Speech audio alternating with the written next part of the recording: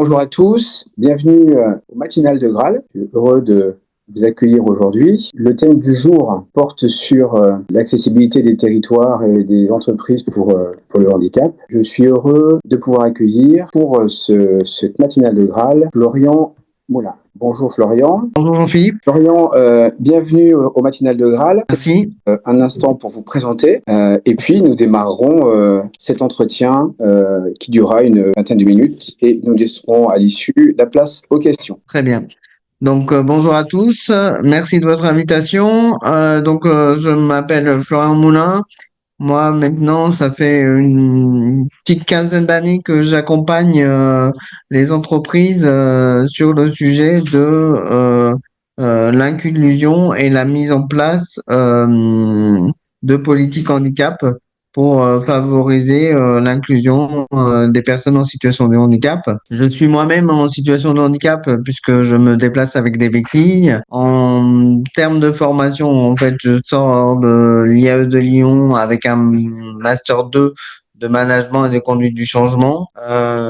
C'est lors de ma première expérience professionnelle que je me suis intéressé au sujet de l'inclusion et de l'insertion des personnes en situation de handicap. Voilà un petit peu pour résumer mon parcours. Merci beaucoup Florian. Florian, l'accessibilité numérique, c'est un vrai sujet aujourd'hui dans la vie des personnes en situation de handicap. Alors, j'aimerais savoir comment vous voyez leur façon de l'appréhender et surtout au travers de quelles technologies d'aujourd'hui et en fonction de leur handicap, elles appréhendent ce sujet-là, notamment pour les problématiques de surdité, de malvoyance ou de handicap cognitif.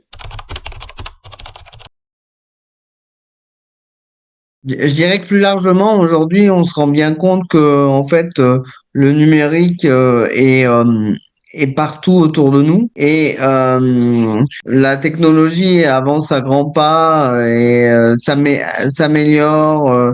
On a des innovations un peu tous les jours je constate sans forcément faire de généralité, mais en fait, les personnes handicapées sont friands d'amélioration technologique parce que ça leur permet de façon plus aisée, entre guillemets, de pouvoir compenser plus facilement leur handicap. J'allais presque dire peu importe le handicap, chaque personne en situation de handicap et chaque handicap pioche et trouve ou en tout cas essaye de trouver les innovations qui vont lui convenir et faciliter sa vie en fait. Ça c'est un premier point, un premier constat qu'on peut faire.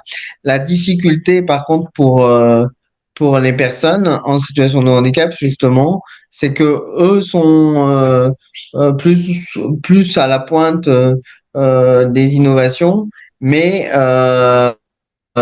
rencontrent parfois des difficultés parce que quand ils vont se rendre dans un lieu ou pour un parcours, le support sur lequel ils vont être, auquel ils vont être confrontés ne va pas forcément répondre favorablement à leur technologie ou va pas pouvoir être conversé, si j'ose dire, avec la technologie. Donc, la difficulté, c'est, moi, pour ma part, la première difficulté, c'est celle-là, en fait. D'accord. Donc en fait, c'est vrai que d'un côté, on a des gens qui vont naturellement à maîtriser cette technologie pour avoir accès à l'information. Et par contre, en face d'eux, leur environnement va pas forcément être en phase ou avoir numérisé suffisamment. Alors, du coup, pour en revenir à cela, et c'est en lien, hein, quels sont encore les freins en fait qui aujourd'hui empêchent les organisations, quelles qu'elles soient, quand je parle d'organisation, je parle des entreprises, des collectivités, etc. Quels sont les freins qui les empêchent d'investir dans l'accessibilité numérique, c'est-à-dire en fait de permettre aux personnes en situation de handicap qui, elles, sont connectées, eh bien, d'avoir accès à cette information?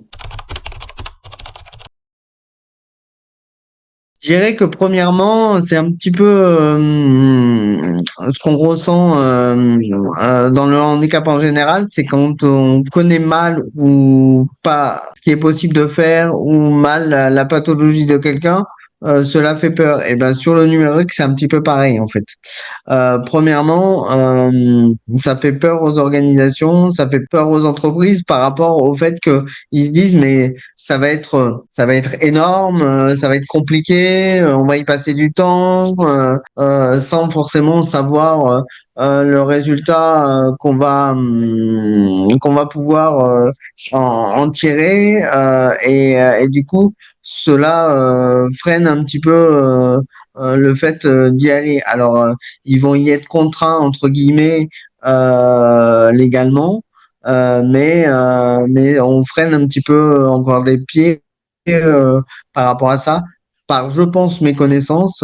Et après, deuxièmement, la peur aussi du coût, qui pour moi est une fausse peur si on maîtrise mal le sujet, parce qu'on voit bien que on peut assez facilement avec la technologie, petit pas par petit pas, entre guillemets, sans forcément y consacrer d'énormes budgets, en fait.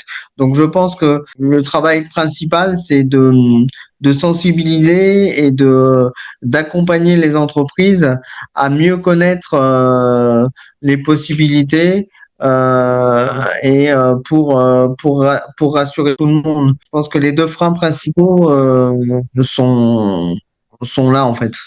D'accord, ouais, j'entends bien. Ouais. Et alors du coup, bon, il y a ce défi technologique qui est des deux côtés, hein, donc ceux qui maîtrisent et puis en fin de compte l'environnement qui est pas forcément, qui n'a pas forcément été mis à niveau, j'allais dire. Du coup, comment est-ce que vous voyez une approche réellement inclusive pour ce qui concerne, alors bien évidemment les services publics, hein, mais aussi les entreprises, hein, au-delà des sujets de conformité qui touchent à 100% les uns, services publics, en partie les autres, les entreprises, hein, puisque elles sont tenues pour tout ce qui est ERP, et puis dès lors que le chiffre d'affaires devient supérieur à 250 millions d'euros, d'être en conformité. Comment effectivement est-ce que vous voyez cette approche inclusive?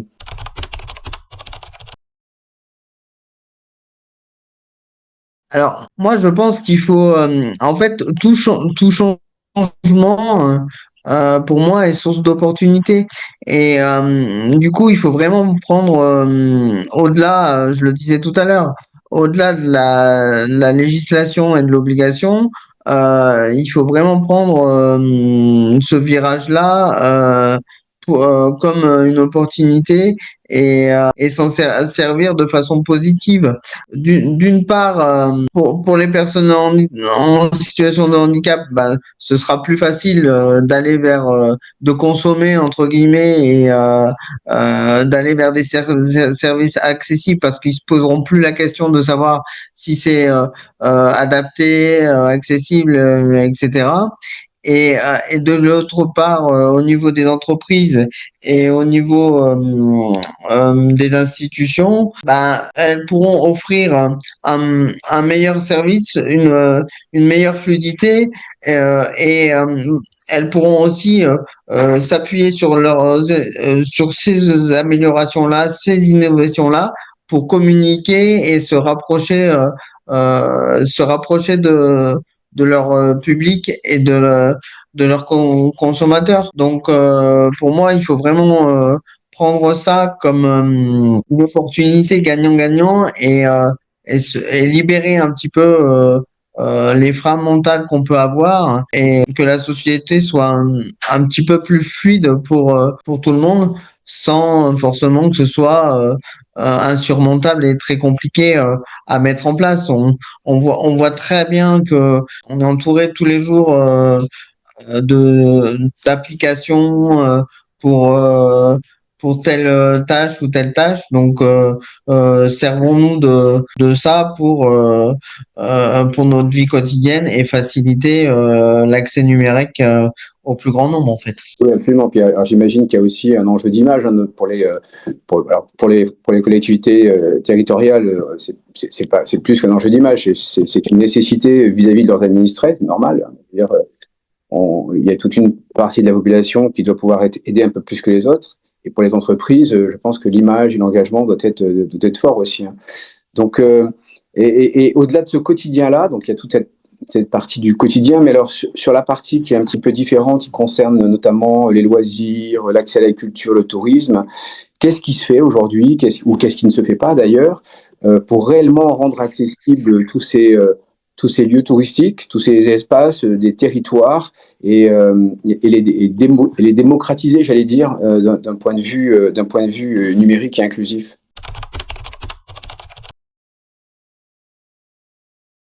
Là encore, je pense que tout le monde en a conscience. Il faut qu'on s'appuie sur ce qui marche et sur ce qui existe. On avait, il y a encore pas si longtemps, quelques freins par rapport à la technologie, par rapport à l'accessibilité, en disant c'est compliqué, c'est difficile à mettre en place. Mais aujourd'hui, on le voit bien.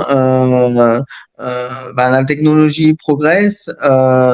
Et c'est de plus en plus simple. Si on prend l'exemple de Graal, par exemple, l'application est facile d'utilisation. On peut s'appuyer sur différentes technologies et différents moyens de navigation pour rendre la visite, si on prend la culture ou des enceintes sportives, pour rendre le cheminement ou la visite très très simple est beaucoup plus fluide. Et si on marie ça, entre guillemets, avec l'intelligence artificielle, on peut arriver à des choses vraiment, je dirais pas extraordinaires, mais vraiment très sympas qu'on n'avait même pas imaginé il y a encore 4-5 ans.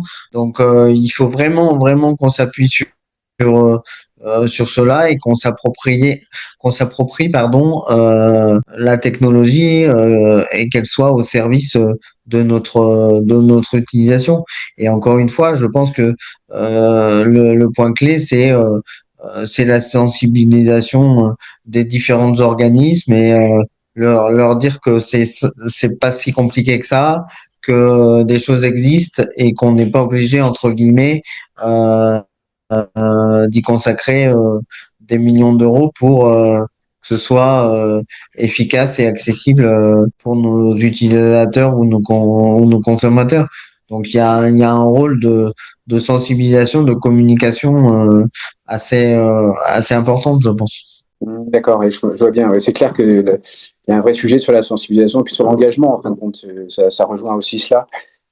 Du coup, avant peut-être d'en arriver à comment techniquement l'évolution des technologies permettent d'avancer un peu plus vite, vous l'avez abordé un tout petit peu tout à l'heure avec les sujets de coût. Aujourd'hui, est-ce que vous avez l'impression que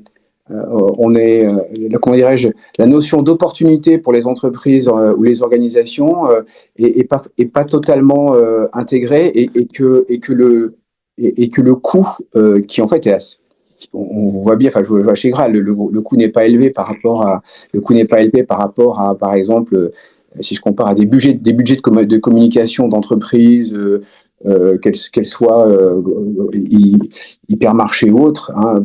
Donc le coût de mise en place de ce genre de technologie reste quand même très très faible par rapport à ce qui est des coûts de communication. On ne dépasse même pas 1% de certains budgets de communication. Pourquoi est-ce que les entreprises voient encore cela, pas tant comme une opportunité, mais comme une problématique de coût en fait? Je pense que malheureusement, l'homme est ainsi fait. Quand on met une obligation supplémentaire, on prend d'abord ça comme une contrainte, de but en blanc comme une contrainte en fait. Et avant de réfléchir à la problématique et de se poser réellement sur la problématique et dire bon, si on met un projet en place, comment on va prendre ça, qu'est-ce qu'il faut, etc. On voit d'abord ça comme une contrainte. Donc il faut d'abord dépasser ça et je pense qu'on le fait de plus en plus.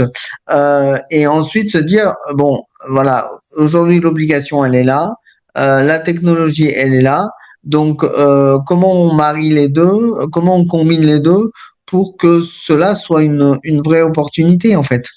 Et, euh, et si on arrive à faire ça, alors il y en a il y a toujours des pionniers, hein, donc il y en a qui y sont très bien arrivés et qui ont compris le sens de l'opportunité qui se présentait à eux.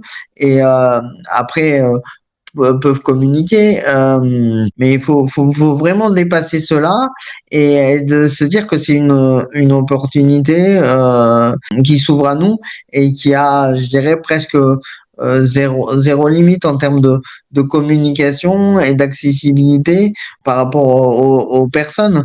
On le voit bien avec l'utilisation de Graal. Si un lieu est équipé, en fait, beaucoup de solutions techniques et d'opportunités s'ouvrent à nous.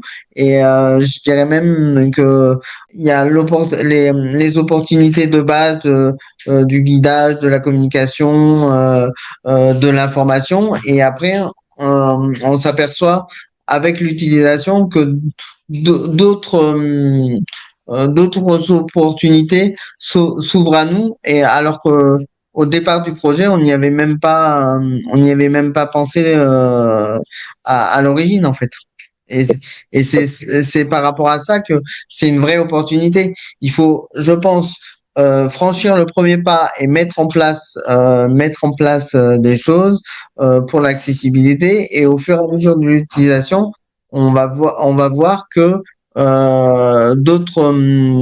cela peut être utile à d'autres choses qu'on n'avait pas forcément identifiées au départ, en fait.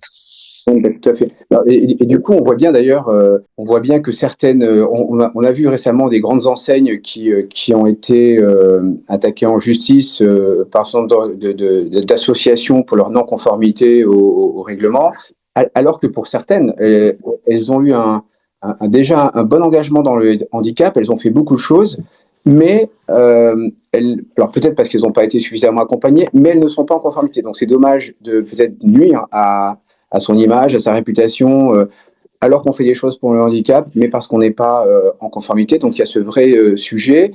Quand vous parliez de Graal, chez Graal, on a, alors j'en précise pour les auditeurs, mais on a voulu un outil qui soit ouvert à tout le monde. C'est-à-dire qu'en fait, les personnes en situation de handicap et les autres peuvent utiliser Graal au quotidien. Voilà, on a le même monde, c'est pas fait que pour les personnes en situation de handicap, mais c'est en particulier, bien évidemment, très utile pour elles.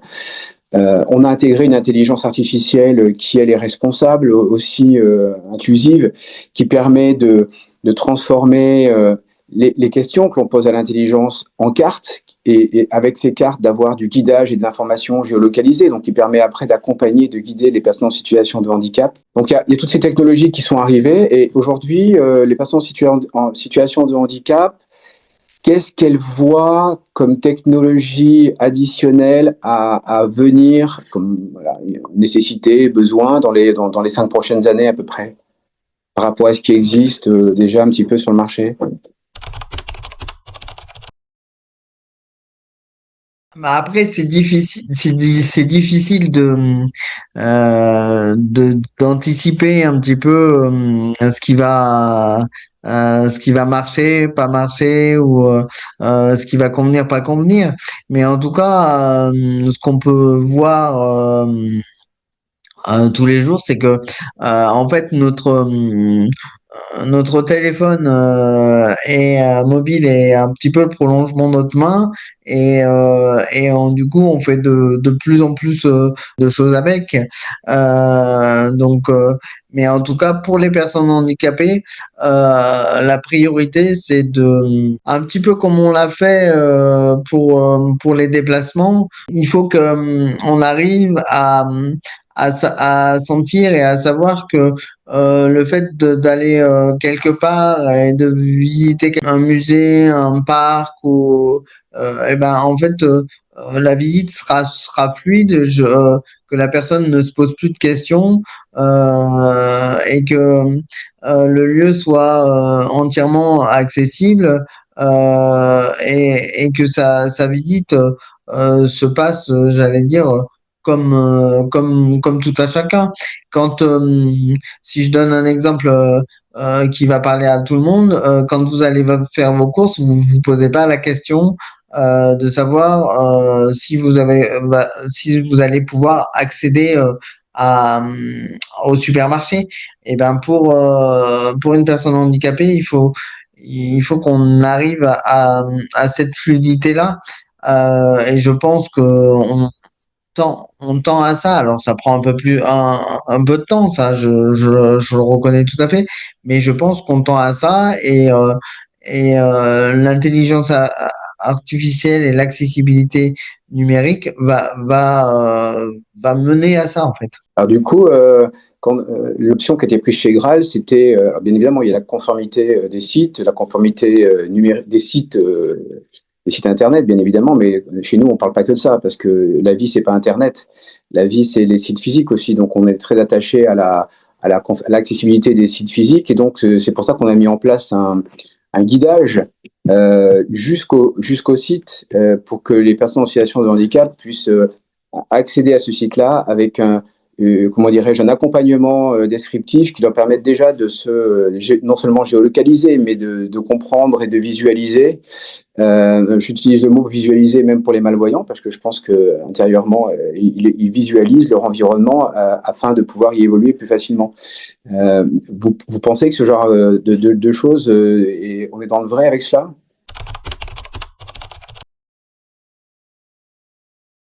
Ça rejoint exactement ce que je viens d'évoquer à l'instant, c'est-à-dire que par rapport à l'application Graal, on a on a une vision globale des choses, c'est-à-dire que on peut aussi bien guider la personne pour qu'elle arrive jusqu'à son point de visite et lors de la visite l'accompagner et l'informer par rapport à son besoin, soit avec de l'audio, soit avec de la lecture, tout au long de sa visite et lui faire un chemin de guidage avec les informations qui vont l'intéresser et vont lui permettre de visiter le lieu comme tout un chacun.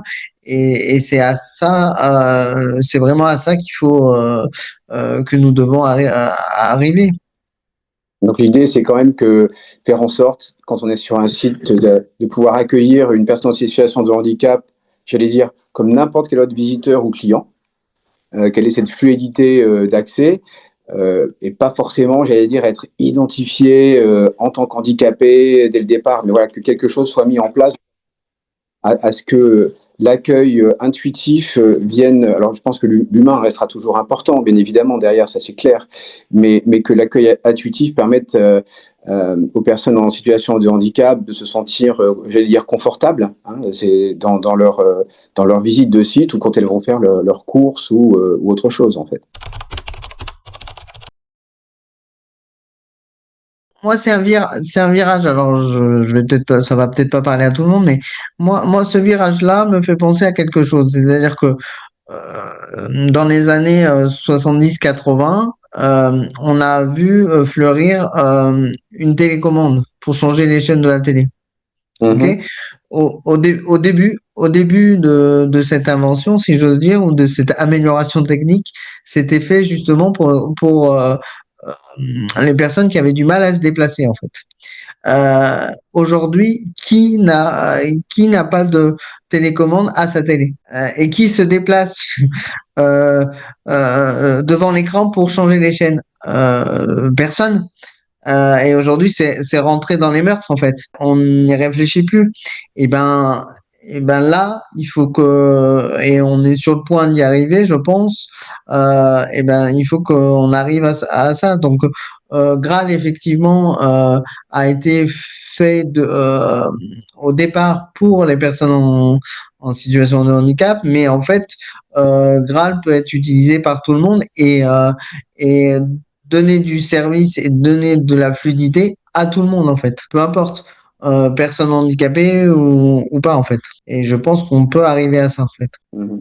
Je crois que c'est effectivement ce qu'on a voulu, hein. C'est un outil, bien évidemment, en particulier dédié aux personnes en situation de handicap, mais ouvert à tous et qui puisse assurer voilà, une véritable comme on dit chez nous, une géo-assistance. C'est-à-dire que c'est un véritable aide au quotidien, une géo-assistance pour tout le monde, et en particulier aux personnes en situation de handicap. Mais comme vous l'avez souligné avec la télécommande, ben, j'allais dire que c'est pour aider à l'inconfort de personnes qui étaient en situation d'empêchement ou de handicap. C'est grâce à elles, en fait, qu'aujourd'hui, nous avons tous ce confort de pouvoir, comment dirais-je, commander nos téléviseurs ou autres, d'ailleurs, à distance. Et du coup, dans les prochaines évolutions, les modes, parce que là, vous parliez tout à l'heure du téléphone prolongement de la main, peut-être que les modes tout vocal aussi sont des vrais sujets d'avenir.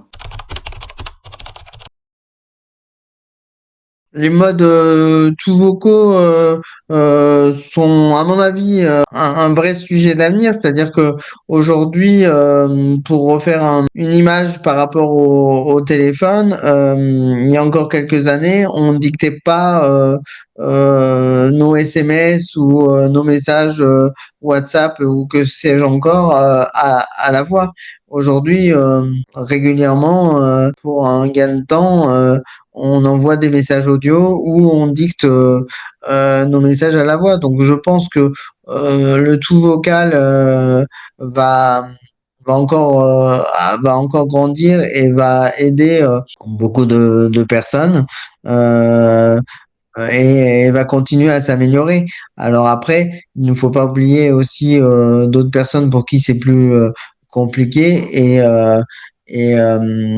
garder la partie auditif ou écrite, bien évidemment. Mais je pense que l'amélioration technologique va pousser à avoir des choses encore plus avancées.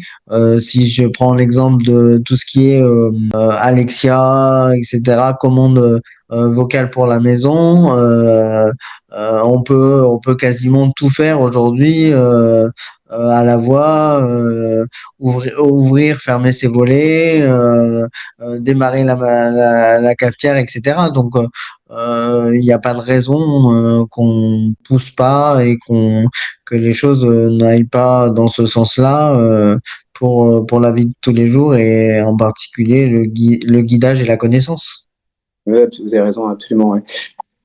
Florian, bah, nous arrivons à la fin de ce webinaire. Si vous aviez un dernier message à adresser aux collectivités territoriales, à toutes les entreprises ou les organisations concernant l'accessibilité, lequel serait-il? Comme on l'a évoqué tout au long du webinaire, je pense que premièrement, c'est bien s'informer et se sensibiliser à toute l'accessibilité numérique pour faire tomber un petit peu les craintes et les freins que nous avons et après s'assurer qu'on soit vraiment en ordre de marche pour pouvoir répondre à nos obligations légales.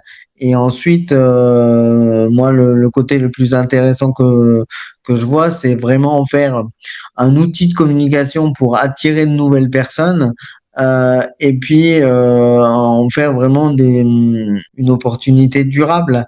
Mais vraiment, il faut mettre l'accent sur le fait de sensibiliser et s'assurer que on soit en capacité d'être en ordre de marche et que les choses soient, enfin, que les choses sont pas tellement compliquées pour arriver à des résultats tout à fait satisfaisants. On n'est pas obligé de viser tout de suite si je fais une autre analogie et une autre image. On n'est pas obligé tout de suite d'acheter, dès qu'on passe le permis, on n'est pas tout de suite obligé d'acheter une Ferrari. On peut d'abord commencer par une Clio ou une petite voiture citadine bien sympa à utiliser. Et une fois qu'on est à l'aise avec ça, on peut continuer à s'améliorer et ben je pense que l'idée dans l'accessibilité numérique et l'accessibilité de nos différents lieux, c'est ça qu'il faut avoir à l'esprit. D'abord, faisons le petit pas par petit pas et, euh, et on verra qu'on se rassurera nous-mêmes et que les choses se feront plus facilement et plus aisément en fait. Je suis d'accord avec vous. Je retiendrai que le premier petit pas doit être bien évidemment la conformité, parce qu'aujourd'hui, les sanctions financières pour toutes les entités qui ne le sont pas sont élevées. 52 000 euros de sanctions financières qui peut être reprises toutes les 6 mois, c'est important. Euh, Comme pour tous les sujets compliqués, il faut faire simple pour pouvoir répondre efficacement à la réponse à ces sujets compliqués. C'est aussi les options qui ont été prises par Graal. Faire simple, mais répondre à toutes les questions et améliorer au fil du temps tout ce qui peut l'être. Et je vois qu'en un an, l'application a énormément a été transformée. Et aujourd'hui, comme vous l'avez souligné, elle est parfaitement adaptée, non seulement pour accéder à la conformité du site, mais pour pouvoir bien évidemment se déplacer. Et donc, au-delà même du numérique réglementaire, c'est les territoires que nous cherchons à rendre inclusifs chez Graal. Merci encore. Je passe la parole à Selma si nous avons quelques questions en ligne. Vous avez été extrêmement clair. Du coup, il n'y a pas vraiment de questions. D'accord, il n'y a pas de questions aujourd'hui. Très bien. Alors, j'espère que ça aura été très clair. Ce que je voudrais souligner encore, si vous ne connaissez pas Graal, si vous n'avez jamais encore utilisé Graal, il y a déjà beaucoup d'utilisateurs. On a plus de 20 000 et on approche bientôt les 23-24 000 utilisateurs pour qui ça change le quotidien. Pas forcément uniquement parce qu'ils sont en situation de handicap, mais parce que dans le quotidien, Graal est un véritable géo-assistant. Des initiatives très, très intéressantes ont été menées très récemment encore. En particulier, je pense, on a parlé de culture et de tourisme. Je pense à la Nouvelle-Calédonie qui a lancé les Handi Loisirs, bien évidemment en utilisant Graal et qui rend accessible leur territoire, mais pas que. Beaucoup de territoires aussi y ont accédé en Polynésie et je pense encore au Pays Basque qui est précurseur en la matière. Voilà, donc n'hésitez pas, téléchargez Graal, utilisez-le, dites-nous ce que vous en pensez et revenez vers vous. Et je vais vous remercier pour avoir assisté à cette matinale de Graal et vous souhaiter dès à présent de très belles fêtes de Noël et de très bonnes fêtes de fin d'année. Merci beaucoup. Au revoir.